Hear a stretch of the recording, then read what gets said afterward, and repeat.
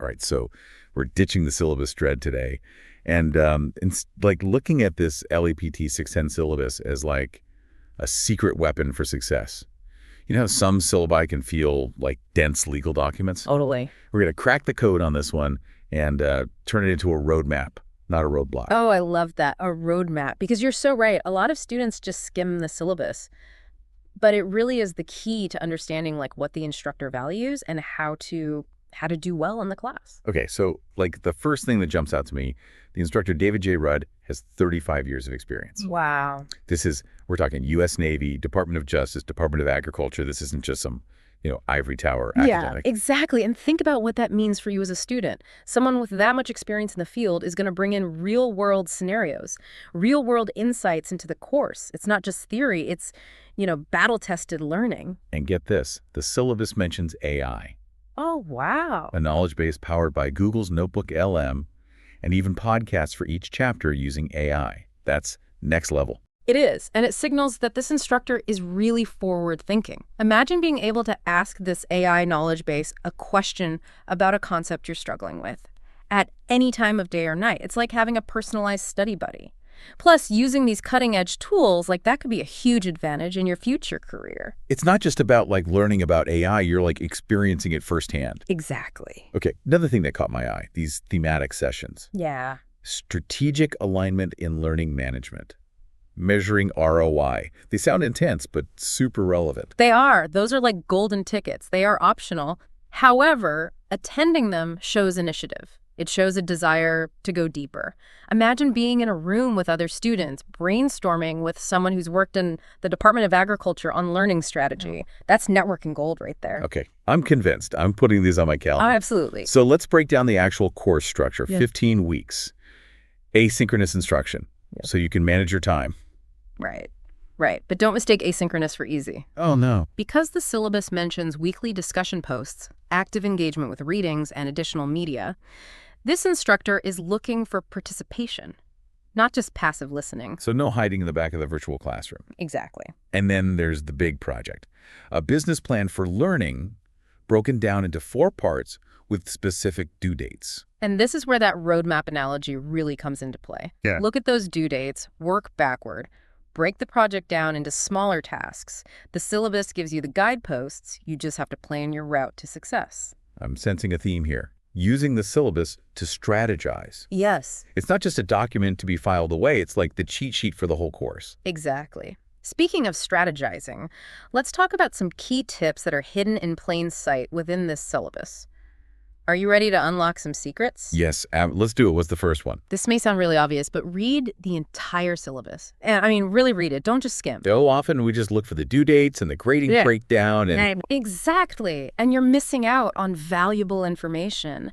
Pay attention to the late policies, the sections on academic integrity, disability services. It's all there to support you as a student. So it's like knowing the rules of the game before you start playing. What else? Treat the syllabus like your personal success planner. Take that course schedule and mark every single due date in your calendar. Okay. Not just the big project deadlines, but the smaller tasks that you break it down into as well. This is how you avoid last-minute panic and actually enjoy the learning process. I'm feeling more organized already just hearing that. This is way better than just like staring at a wall of text and feeling overwhelmed. Anything else? Absolutely. The syllabus highlights a ton of resources available to you. The podcasts, that AI knowledge base we talked about, even the optional thematic sessions. Use them all. You are not on this journey alone. This is starting to feel less like a syllabus and more like a treasure map. I love that. So what's the final piece of advice you would give someone using the syllabus to succeed in this course? Communicate. If you're unsure about something, you have a question, or are struggling with a concept, reach out to the instructor. Building a rapport and asking for help when you need it can make all the difference. That's great advice. Sometimes just clarifying something can save you hours of frustration later on. I'm already feeling way less intimidated by the syllabus. That's what we want. Remember, this deep dive is all about empowering you to take control of your learning journey. I love that. And speaking of empowerment, let's move on to a section that can truly make or break your success: the assignments. Sounds good to me. We'll get into that right after. Just kidding. We're diving right in. No breaks here. Yeah. Let's talk assignments. Okay, assignment time. This is where, like, the rubber meets the road, right? Absolutely. And this syllabus really does lay out a clear path to success with the assignments. We've got the weekly discussion posts, which we talked about a little earlier, but there's more to them than meets the eye. I was just thinking that they're not just about summarizing the readings, are they? Not at all. The syllabus emphasizes active engagement, thoughtful responses. Think of it as a conversation, not just a check mark on your to-do list. You're building on each other's knowledge, and you're showing the instructor that you're really grappling with the material. Okay, so quality over quantity. And then there are those thematic sessions, which the syllabus actually calls out as a way to bridge like theory and practice. Yeah, those sessions are like mini master classes. Imagine taking what you're learning from the textbook and applying it to real-world scenarios, case studies, maybe even getting feedback from someone who's implemented these strategies, in the Department of Justice. Okay, now I'm really regretting not signing up for those. Yeah. But hey, maybe there's still time. They are optional after all. They are, exactly. And that's the beauty of it. By choosing to attend, you're signaling to the instructor that you're going above and beyond. You're taking ownership of your learning. Plus, you never know what connections you might make with the other students. All right, let's talk about the elephant in the room. The course project, creating a business plan for learning. That sounds pretty daunting. It's definitely a substantial project, but the syllabus breaks it down into really manageable chunks. Remember those 7 distinct parts we talked about earlier? Executive summary, needs analysis, implementation plan, and each one builds on the previous one. And the syllabus provides suggested due dates for each part, right? Precisely, think of them as checkpoints on your project roadmap, and by sticking to those deadlines, you can avoid that last-minute scramble and ensure you have ample time for each phase. So time management and planning is crucial. But what if you get stuck? Don't panic. The syllabus has got your back. It mentions specific templates for parts A, B, and C. These are designed to really guide you through the process. And don't forget, Appendix B of the textbook. Appendix B, what's in there? An example of a completed business plan for learning.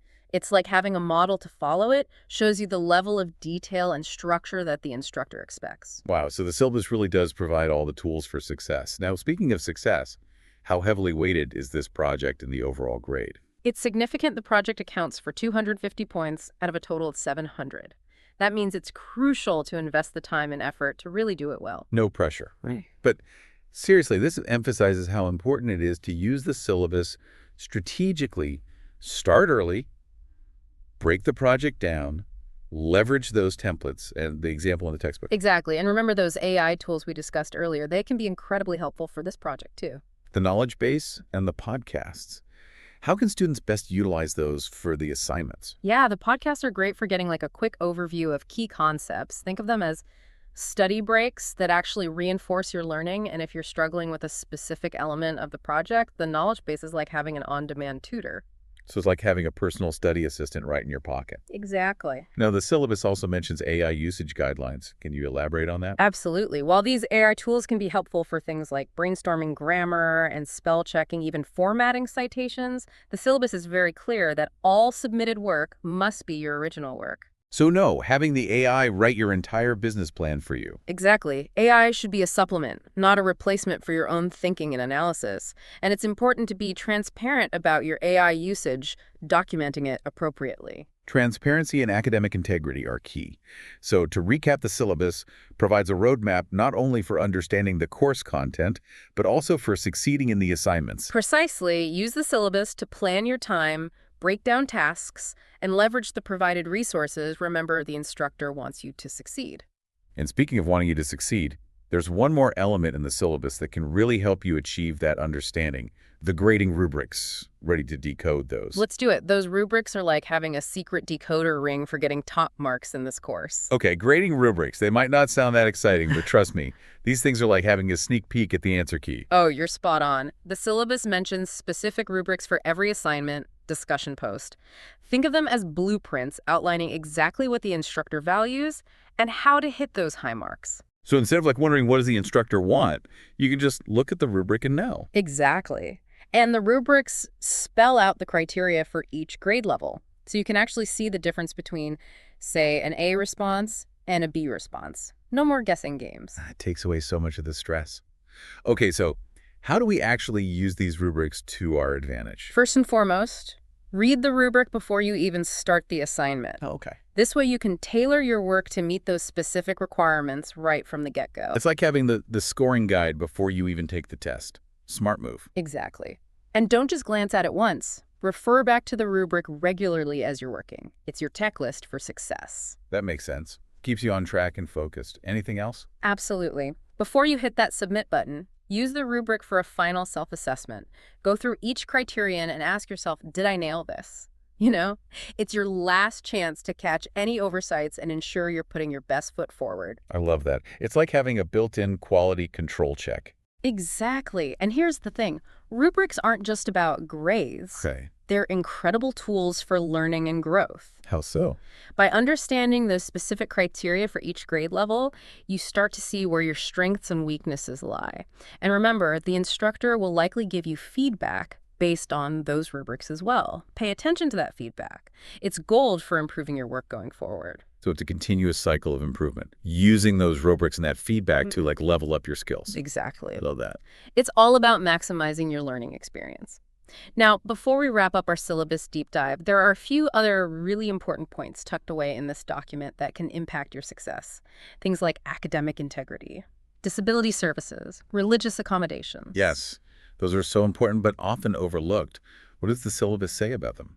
Well, it very clearly outlines UMBC's policy on academic integrity, which really emphasizes producing original work, properly citing sources, and avoiding any form of cheating or plagiarism. So basically, don't cut corners. Definitely don't copy and paste from the internet. Exactly. And remember our conversation about AI? The syllabus reinforces that transparency is key when you're using those tools. Right. AI should be used to enhance your own work, not replace it entirely. Exactly. Now, for students who may need accommodations due to a disability, the syllabus lays out very clear steps for registering with the Office of Student Disability Services. That's so crucial. Everyone deserves an equal opportunity to succeed. Absolutely. And lastly, for those who may need to miss class or adjust deadlines for religious observances, the syllabus encourages open communication with the instructor. A little proactive communication can go a long way. Flexibility and understanding are key. So as we wrap up this deep dive, what's like the one big takeaway you want listeners to walk away with? That the syllabus is not just a boring document, it's your personalized guide to really crushing this course. Yeah. Use it strategically, and you'll not only succeed, you'll actually enjoy the learning process. I love that. I couldn't have said it better myself. Read that syllabus carefully, decode those rubrics, leverage every resource, communicate with the instructor, and remember, you've got this. Thanks for joining us on this syllabus deep dive. Until next time, happy learning.